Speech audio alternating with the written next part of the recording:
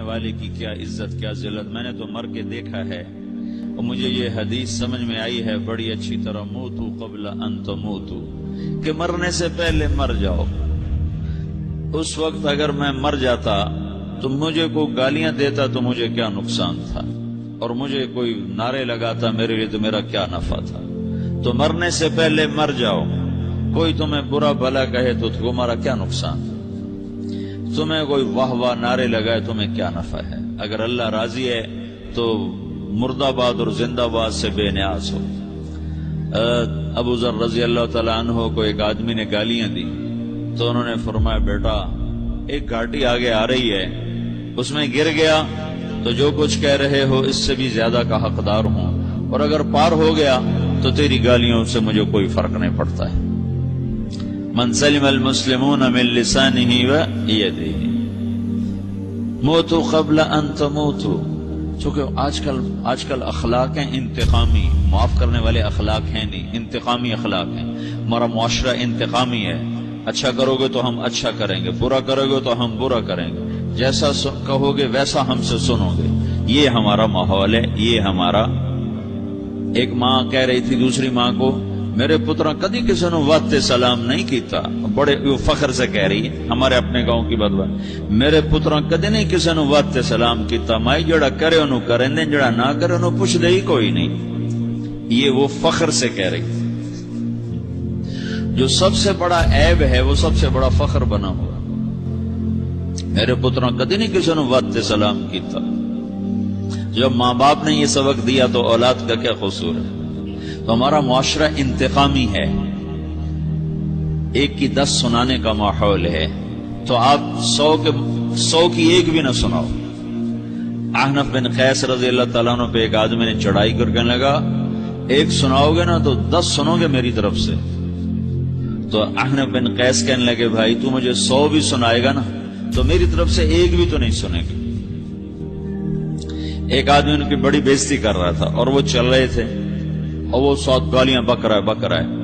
جب آ گیا نا قریب شہر تو کہنے لگے دیکھا میرا قبیلہ یہاں رہتا ہے، اگر کسی نے سن لیا نا تو تیری بڑی دھلائی کر دے گا، تو تو نے جو مجھے گالیاں دینی میں کھڑا ہوں یہیں تو دے لے، تو اپنا سارا زور پورا کر لے تاکہ آگے تجھے کوئی تکلیف نہ پہنچا دے میری وجہ سے۔ تو وہ پاؤں پہ گر کے معافی مانگنے لگا کہ واقعی تو بڑے حلم والا ہے۔ وہ مشہور تھے اپنے حلم میں، بردباری، اور لوگ ان کا امتحان لینے آیا کرتے تھے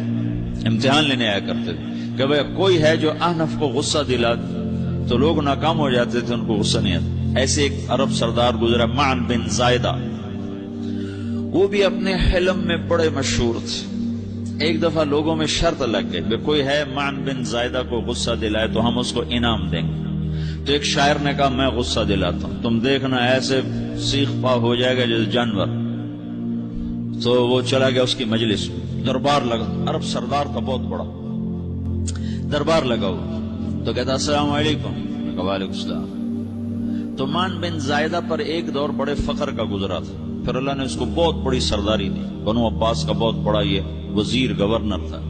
تو کہتا اتذکر اذ لحافک جلد شاۃ فاذ نعلاک من جلد البعیر، کیوں بھائی تجھے یاد ہے جب تیرا بستر بکری کی کھال تھا اور تیرے جوتے اونٹ کی کھال کے تھے؟ تو کہنے لگا کیوں نہیں یاد، بھلا کوئی ماضی بھی بھولتا ہے؟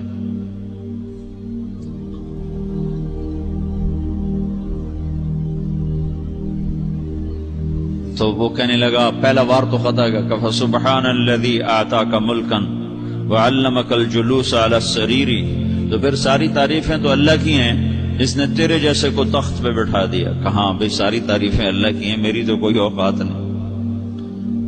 تو کہنے لگا سأرحل عن دیار انت فیہا وان جار الزمان علی الفقیر، جہاں تیرے جیسا حکمران ہو وہاں مجھے رہنا گوارا ہی نہیں ہے، میں یہاں سے چھوڑ کے نکل جاؤں گا چاہے کتنی تکلیف اٹھاؤں۔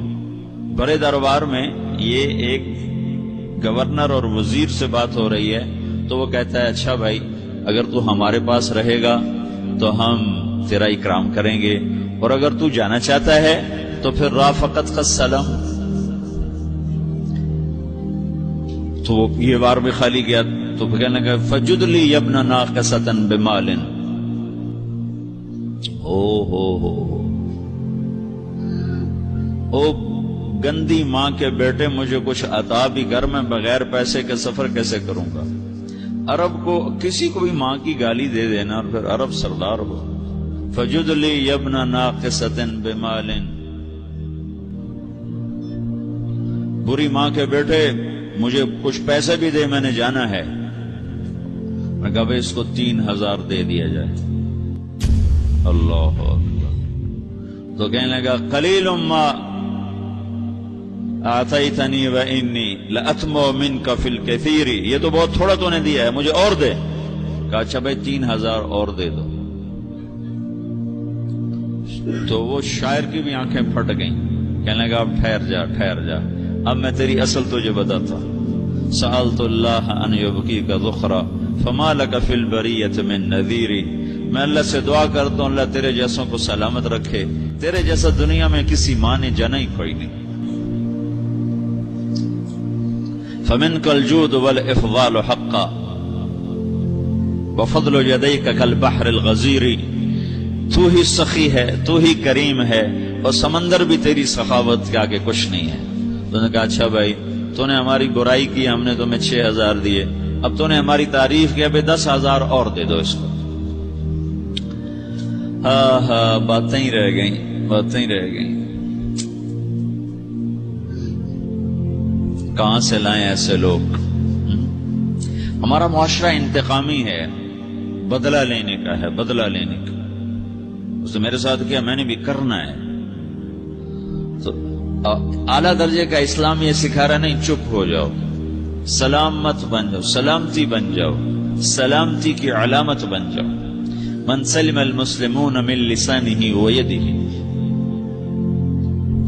اب وہ سوال کرتا ہے یا رسول اللہ ای الایمان افضل، سب سے اعلیٰ درجے کا ایمان کیا ہے؟ اسلام کیا ہے؟ کلمہ، نماز، روزہ، حج، زکات. اعلیٰ درجے کا اسلام کیا ہے؟ من سلم المسلمون من لسانہ ویدہ. یہ اخلاق کا ادنا درجہ ہے، ادنا درجہ ہے. ادنا درجے پر پہنچ کر آپ اسلام میں اعلیٰ درجے پر آ سکتے ہیں. وہ سوال کرتا ہے ایمان کیا ہے؟ تو آپ نے کہا اللہ پر، فرشتوں پر، کتابوں پر، رسولوں پر، موت کے بعد کی زندگی پر، تقدیر پر. اب ایک اور سائل سوال کرتا ہے ای الایمان افضل، سب سے اعلیٰ درجے کا ایمان کیا ہے؟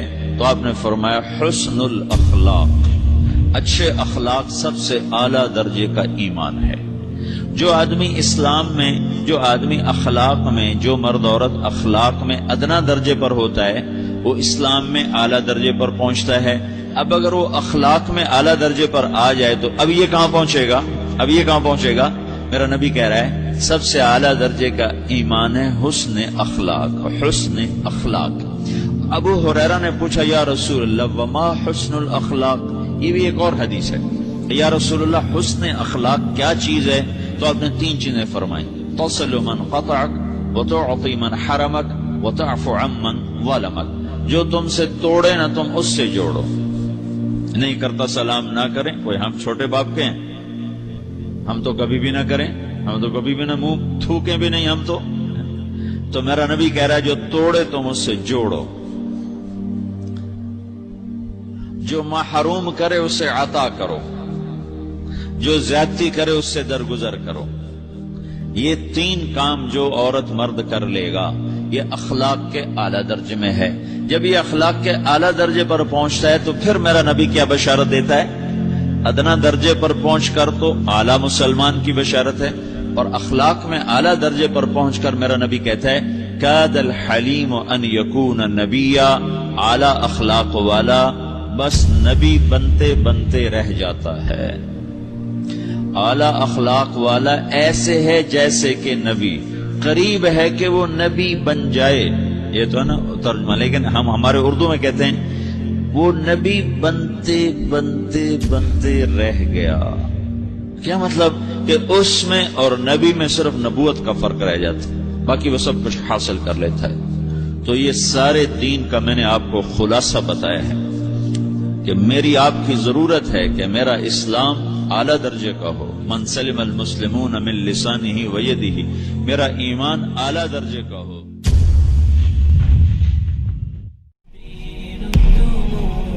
سبيل مريح تنهدى يا الدعاء الخفي الصريح يسعك الفضاء.